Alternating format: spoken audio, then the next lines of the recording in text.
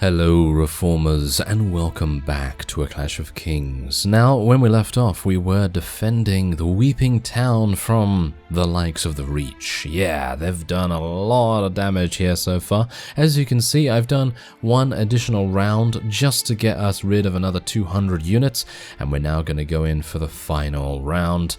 And I suppose we should say, fight, you know, because that's what fighting games say when you're in the third round. Oh, well, never mind. Yes, if you don't know that, then, well, that's a shame. But otherwise, let's get ready, shall we? Let us get ready with our crossbows and all kinds of manner of other things, yeah. So, suffice it to say, after the 200 extra that I just killed, I was able to wait for some time. And that's the reason why my HP is actually a little bit higher than it was beforehand. Because they were just waiting outside for some time, actually. Yeah, I mean, there's a reason why it says in the town menu and castle menus and things like that, wait for some time. Because, of course, that's exactly what they did. They waited for some time, and then they came in here and they said, hello, we're the Reach, and we'd like to take ownership of this town. And I was just like, oh no, I'm sorry. That is not really going to happen. And wouldn't it be amusing if things just happened like that? If wars just happened like that, you know, just people, leaders going into a room together. I mean, they do go into rooms together and they do say, hello there, we'd like you to stop bombing us, or we'd like you to stop sending your troops into the keep, and so on and so forth. Yeah, they do that. But unfortunately, they don't come to very many resolutions very easily. And I'm talking about 1280 by 720. I'm talking about, I don't know, 2560 by 1440, you know, all these kinds of resolutions, you know. Did you see where I went with that? If that was a bit too esoteric, then I do apologize, because sometimes I do tend to go off on a bit of a tangent, especially when it is a bit later at night, because I'm recording this in the evening. Yes. Usually I don't say the time of day whenever I record, because I'm a vampire, so I tend to record at exactly 3 AM every single day. I don't know whether you know that. That is also a joke, if you don't get it. But anyway, there you go. So I'm going to be standing here. Now, the one problem I am foreseeing is that we do have a number of Reach crossbowmen attempting to attack us. And by us, I mean Elias, of course, because he's not attempting to attack you, and they're not attempting to attack me, because I'm sitting here, you know, absolutely fine. I'm not wounded by any bolts. And I'm sure you're not wounded by any bolts either. I hope not, at least. I mean, maybe you are wounded by bolts if you attended a Renaissance fair or something along those lines, but yes, hopefully you're not. Otherwise, let us continue the slaughter, and let's hope that they don't shoot Elias in the face, because that would deal a lot of damage. And dealing a lot of damage, that's his job, you know? He doesn't want to be receiving the damage, he wants to be dealing the damage. Oh yeah, that's why he likes, you know, approaching from behind and saying howdy to these fellows. And then they're just like, oh no, stay away, Elias. We do not like you approaching from behind. And then he's just like, but I do. And then he does the eyebrows thing, you know, where he raises an eyebrow and then he's just like, yes, I will beseech you, my lord. And then he just chases them across the countryside. That's his weekend. That's what he does on the weekends. Obviously, you don't see that because, you know, that's his private time, and I don't get to see that either, really, but he does tell me a couple of stories, and, you know, when that kind of thing happens, I'm just like, oh, I don't know whether you really want to tell me those details, Elias, and he's just like, yes, but I do, and then he raises that very familiar eyebrow at me, and then I'm just like, oh no, this has turned into more of a nightmare.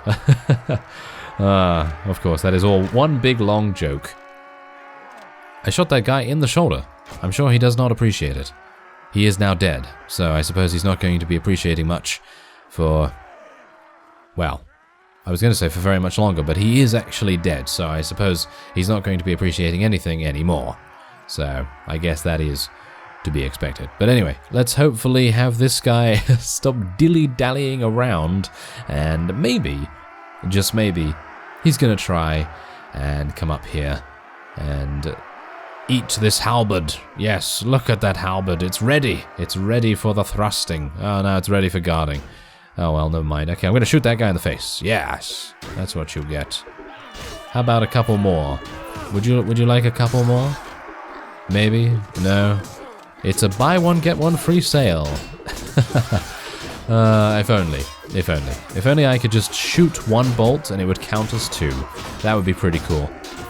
Now, I have received a couple of suggestions, actually, from those of you out in the internet sphere that have said that maybe it would be a cool idea if I were to edit the values of my crossbow. Because obviously at the moment the crossbow is actually not really doing the job that it should, or perhaps might want to. Because at the moment, you know, it's fine. I mean, it's okay. It's doing some damage and it's able to one-shot with a headshot some units. But as some of you have also reminded me, some helmets actually are capable of deflecting crossbow bolts, even the most powerful crossbows apparently. And I mean, that is of course what they were designed for.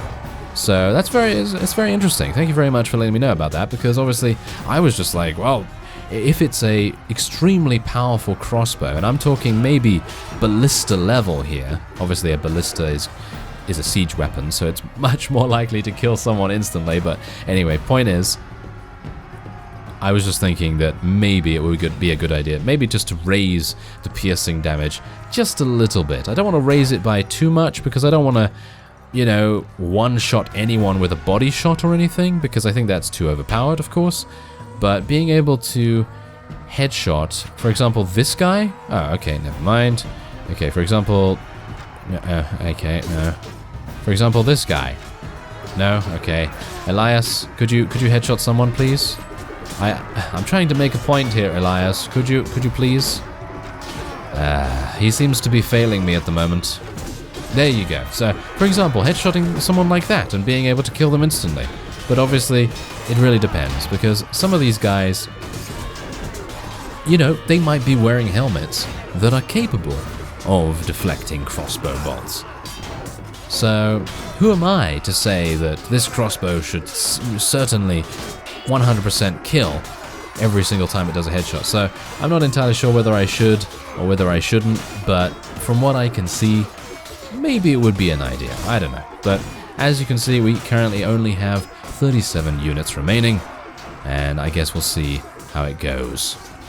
And here they come. Yes, it's been a bit of a waiting game most of the time, because, you know, when you kill a particular wave reasonably fast, which we have been doing for the past couple of waves, because of course they're now throwing at us their not so good units, even though these are actually veteran pikemen, so you would expect them to be a little bit good, but as you can see, they do seem to die quite fast, so I suppose that's kind of partially the reason why we're seeing a much needed increase in the waiting times. Although earlier on, when I was still at the 400 unit count for our enemies, of course, the enemies were, well, basically on an escalator of death, because they were coming up the ladder, dying instantly, and then and right after that was just walking up the ladder and then going, oh, I'm dead, you know, that sort of thing. So anyway, 21 renown, actually pretty decent.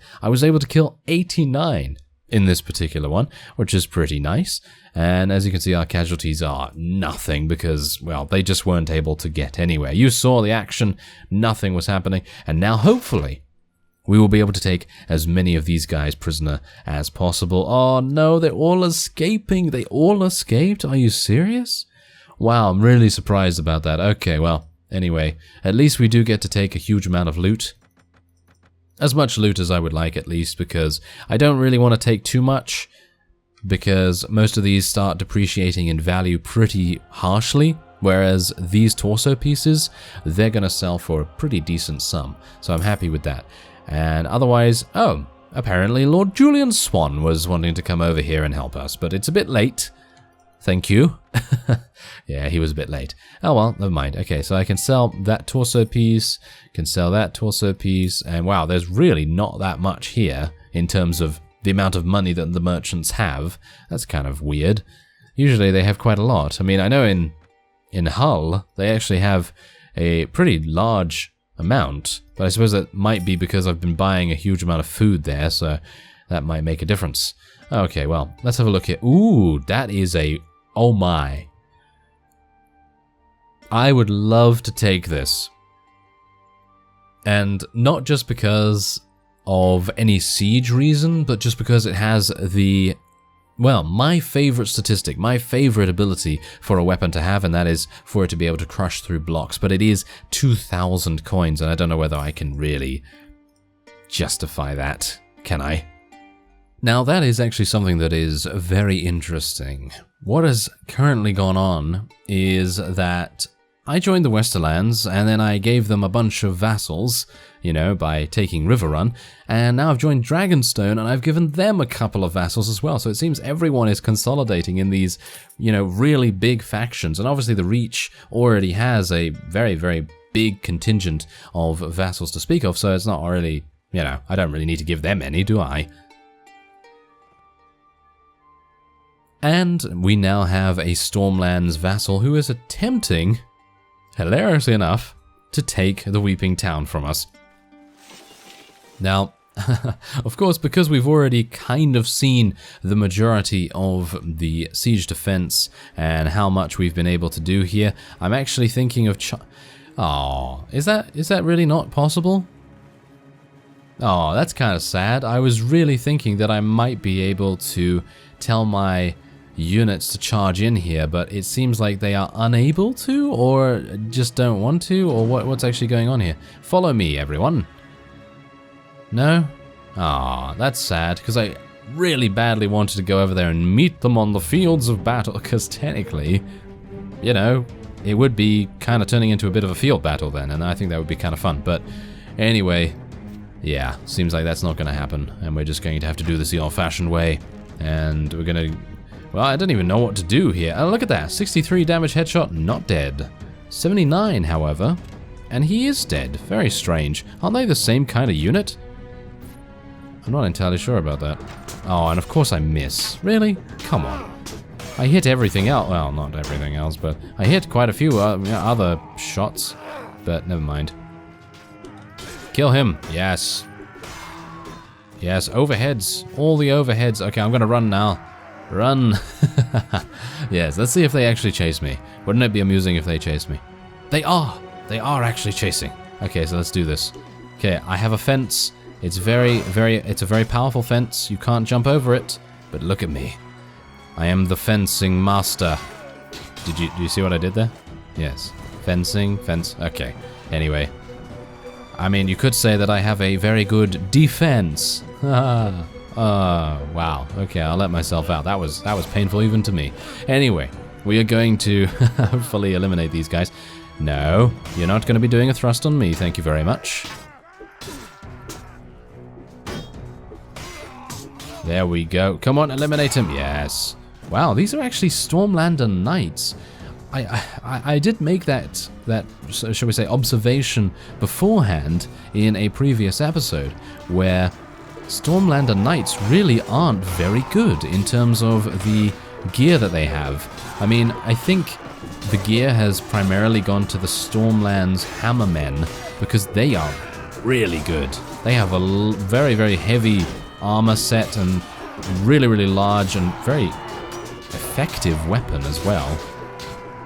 Because of course it is blunt damage, and they're going to be able to do so much damage with that. But there you go, we came from behind, just like Elias likes to do, and we have now, well, attained victory once more, and another 21 renown. Really? Do we just get 21 renown every single time we do this, or what is the case? Because it seems like things are going very well here, for our renown value, that is. Okay, so let's just take that, thank you very much. And I guess I can just wait here for some time, even so. Ah, that might be the guy that was intending to come with the fellow with 37. Because he has 97, so that would make much more sense, don't you think? Yes, I think that would make much more sense. Anyway, seems like we are now in a bit of safe territory here, I suppose. So just going to wait here for some time and then see what happens. Or maybe not. Because I don't need to cut away here, because apparently King Stannis is such a nice guy that he has decided to give me the Weeping Town. And I'm going to be accepting that honor. Thank you very much. And now that we own a town, I think that it would be a pretty good idea to rename Elias. So I'm going to do that. Alright, so as you can see, he is now Lord Elias Mormont, and I've leveled him up as well. He actually has an additional point in leadership now, so hopefully our wages will...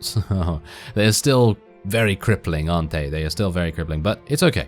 It is okay, because, well, hopefully now that we own a town, that is going to give us a huge amount of rents and wages and all that sort of wonderful stuff. So hopefully we'll be able to do that. Let's level up Fenner a little bit here. Level up Sathos as well, and we're going to get him some more strength. And didn't we level this guy up already? I don't know, I'm having a weird deja vu feeling here for some reason, but yeah, okay, well, never mind, I guess. Maybe he just leveled up again or something? Oh, that's very strange. Okay, well, never mind. It is a necessary part of the game to level up your companions, of course. And there you go, we're done. Alright, so unfortunately I will not be able to spend any more money, or am I? Am I going to spend more money?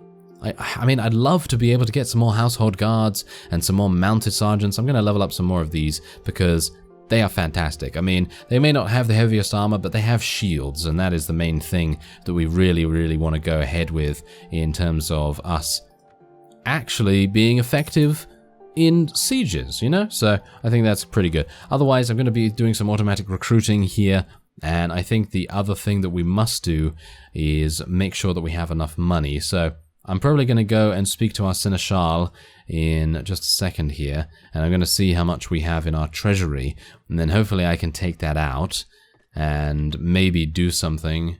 We have 11,000. Okay. I'm going to take some money out here. I'm going to take 5,000 out. And I'm going to see and speak to the guild master and see what he's actually doing here. Because it might be an idea for us to get another enterprise. So let's see.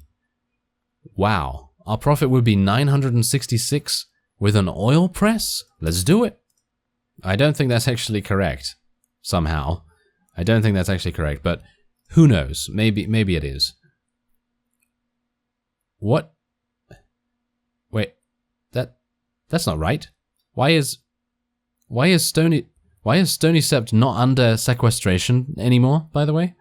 Well, whatever the case may be, the ironworks is crazy. I don't even know what's going on with that, but otherwise, the oil press at Bravos is not doing so well. The oil press at Hull, however, is actually giving us a decent sum, so we might be able to finally stop being in the negatives in terms of our weekly wages. Alright, so let's take a look at the map. Okay, so Evenfall Hall and Mistwood are probably out of the running. I think Harvest Hall is also extremely difficult to take. What else can we take? Blackhaven. That is the only one left, but I don't know whether that's a siege tower or not. I suppose we'll find out in the next episode. I thank you very much for watching, and I will see you next time.